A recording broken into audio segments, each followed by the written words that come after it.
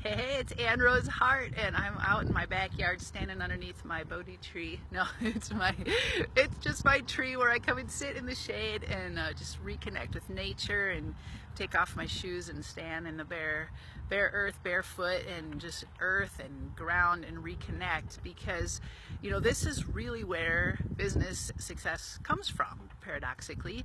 I know we think that if we sit at our laptop screen and just type madly enough that something will happen, but honestly, you've got to be sourcing your power, your energy, your mojo from something deeper that is not your head, that is not your ability to type on the laptop screen. So getting outside and just taking a breath to reconnect is going to give you a huge expansion of life energy and life force within your body, within your being, that lets you literally step back into flow. If we look at this state of flow, which is what we all really want in our business, like that's why we went into business, so we could experience more flow and being in alignment with life itself.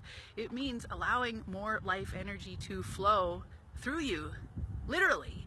That means your breath, that means your actions, it means tuning into what does put you in the flow and doing more of that, because that's where your best ideas are going to come from.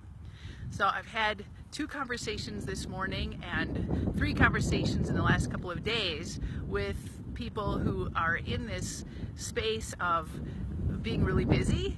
And so I started calling it jokingly the Girl Scout Busy Badge because we all have earned the Busy Badge. We've got that handled, and it's now no longer time to strive for earning the Busy Badge, because we know how to do that.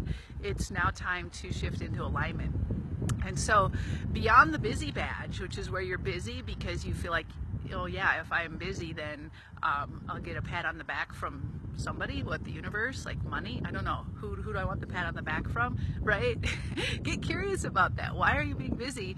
And are you being busy on the things that really move your life forward, move your business forward, and help you just get out and do what you're here to do? Or are you doing all these things that you think you should do because you think that's what will help you get the results? And usually it's the latter. There's a couple things that I see. It's kind of windy. I hope you guys can hear me okay. There's a couple of things that I see. One is this belief that you have to do all this stuff in order to get to the level of success you want, which is, there's skills you can learn and things you can practice, but ultimately it's coming back to, are you following somebody else's model of success, or are you tuning into what's in your heart and how can you just get out and help people in the way that you do best?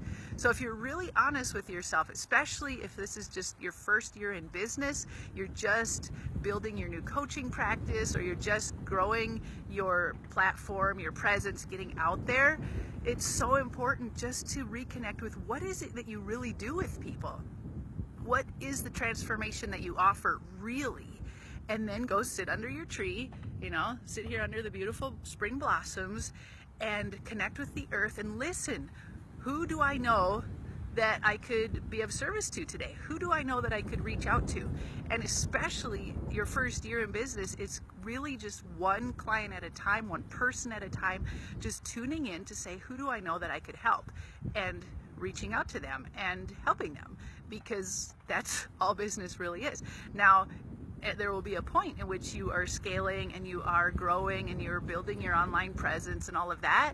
But at the very beginning, it's just about dropping into your heart center and saying, who can I really reach out to right now?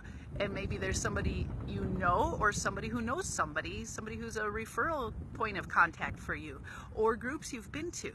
But if you just drop in and get centered, you'll know who to reach out to.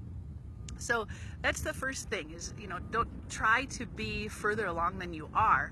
The second thing is just recognizing when you have an addiction to struggle going on, addiction to overwhelm, addiction to busy, because your nervous system is just in the habit of thinking, oh, this is normal for me, this is familiar, this is how I do life, now I'm safe.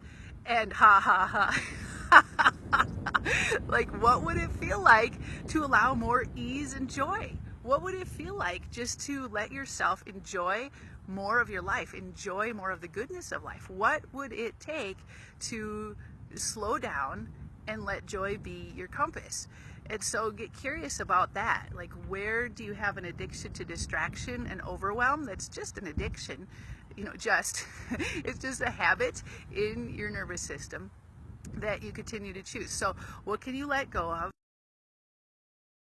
that you really, really, really love doing most, which is, in business, it's just being with people in the way that you love being with people. So getting back to that and letting go of the clutter.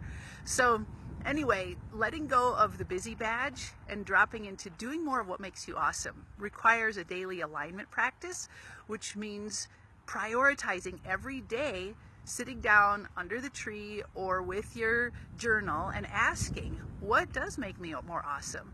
Where do I feel called to serve? Where am I feeling called to grow?